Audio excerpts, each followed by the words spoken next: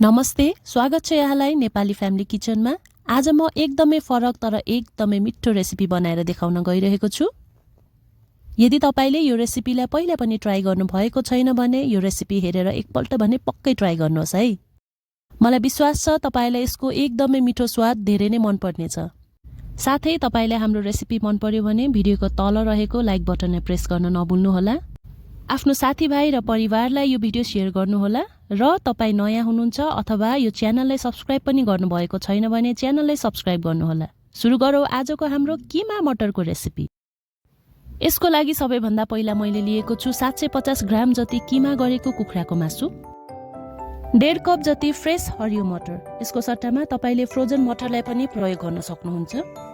2वटा medium साइजको प्याजलाई मसिनो गरी काटेर लिएको छु, 1.5 चम्ची अदुवा लसुनको पेस्ट, 3 देखि 4वटा मिडियम साइजको मसिनो गरी काटेको टमाटर र 1 मुठी मसिनो गरी काटेको हरियो धनियाको पत्ता। सुरुमा मैले ग्यासमा एउटा सफा कराईलाई बसालेको छु। त्यसपछि मैले हाले 2 देखि 3 चम्ची तोरीको तेल।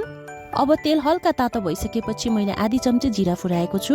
अब यो जिरा हल्का ब्राउन कलर हुँदासम्म फ्राई गर्नुपर्छ। त्यसपछि तपाईको किचनमा जे जति गरम मसला छ त्यसलाई तपाईले हाल्न सक्नुहुन्छ। मैले यसमा हालेको छु ल्वाङ, सुकमेल, अलैची, दालचिनी, कालो मरिच र पिप्ली। गरम मसलालाई हामीले डढ्ने गरी फ्राई भने गर्नु पर्दैन, यसो गर्नाले हाम्रो फ्लेभर चाहिँ हराएर जान्छ। अब हामी हाल्छौँ मसिनो गरी काटेको प्याज। यो प्याजलाई एकैछिन चलाएर गोल्डन कलर हुँदासम्म फ्राई गर्नुपर्छ। त्यसै गरी हामीले यो समय ग्यासको फ्लेमलाई हाईमा नराखेर मिडियम हिटमा राख्नुपर्छ।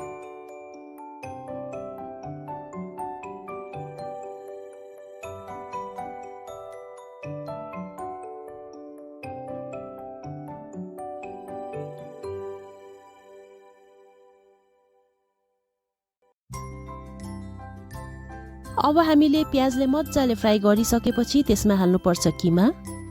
किमालाई तेल र प्याजसँग मजाले मिक्स गर्नुपर्छ।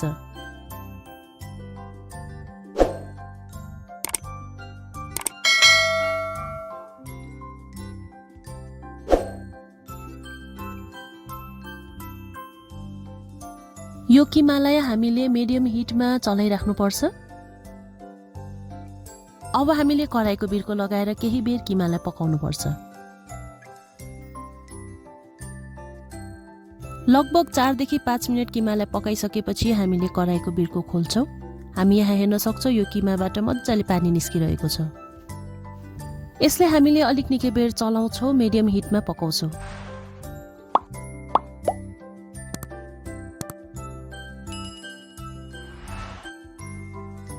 अब हामीले यसमा हाल्नुपर्छ आधी चम्ची बेसार, नुन हाल्नुपर्छ स्वाद अनुसार, 1 चम्ची जिरा धनियाको पाउडर, 1 चम्ची कश्मिरी रातो धुलो खोर्सानीको पाउडर, 1 चम्ची कसुरी मेथी।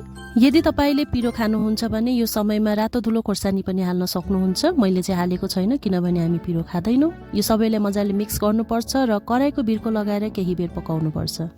लगभग 2 देखि 3 मिनट जति बिर्को लगाएर पकाइसकेपछि हामी बिर्को खोल्छौँ र 1 चम्ची घिउ अथवा बटर त्यसमा हाल्छौँ। यो किमा मटरको रेसिपी बनाउने सिक्रेट भनेको नै घिउ वा बटर हाल्नु नै हुन्छ। अब यसलाई केही बेर मजाले पकाउनु पर्छ। अब किमाबाट मजाले तेल निस्किन थालिसकेपछि हामी त्यसमा हाल्न सक्छौँ अदुवा र लसुनको पेस्ट। तपाई चाहनुहुन्छ भने यो किमा अझै पनि बढी फ्राई गर्न सक्नुहुन्छ। मैले अब त्यसमा हालेको छु आधी कप पानी। यो सबैलाई अब मजाले मिक्स गर्नुपर्छ। अब यसमा हामी हाल्न सक्छौँ हरियो मटर। यो मटरलाई सबैसँग मजाले मिक्स गर्नुपर्छ।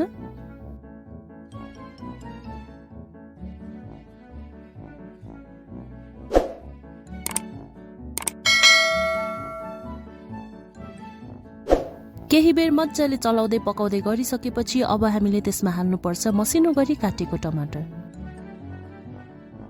यो सबैलाई मजाले मिक्स गरौँ।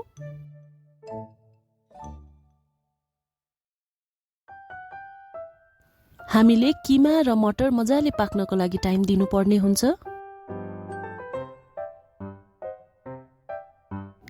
केही बेर छोपेर पकाइसकेपछि हामीले बिर्को खोल्दा हेर्न सक्छौँ प्यानबाट मजाले पानी निस्किरहेको छ।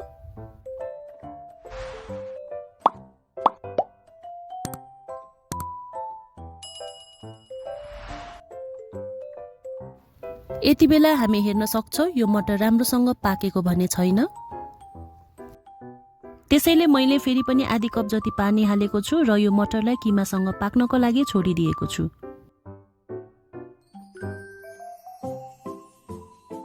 कराईको बिर्को लगाएर हामी पानी सुक्नको लागि केही बेर पकाउँछौं।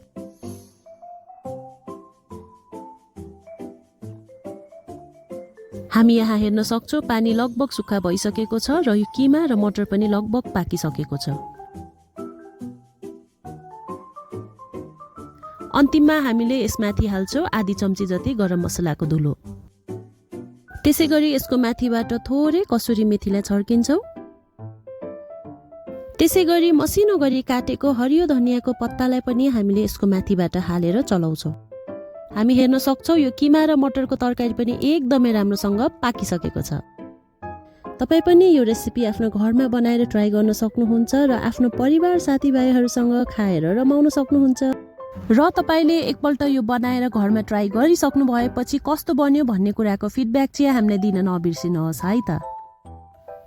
यो किमा मटरलाई तपाईले चिउरासँग, खानासँग वा रोटीसँग खानुभयो भने एकदमै मिठो हुन्छ। भिडियोलाई अन्तिमसम्म हेर्नु भएको लागि धेरै धेरै धन्यवाद। तपाईलाई आजको हाम्रो भिडियो कस्तो लाग्यो? भिडियो मन परेमा लाइक, शेयर र नयाँ हुनुहुन्छ भने सब्स्क्राइब गर्न नभुल्नुहोला। साथसाथै नेपाली फ्यामिली किचनको फेसबुक, टिकटक र इन्स्टाको पेजलाई पनि फलो गर्न नभुल्नुहोला।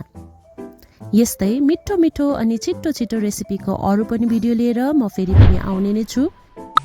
तबसम्म यो जाडोको मौसममा आफ्नो परिवारसँग न्यानो भएर बस्नुहोला, खुसी हुनुहोस् र स्वस्थ रहनुहोस्। By by.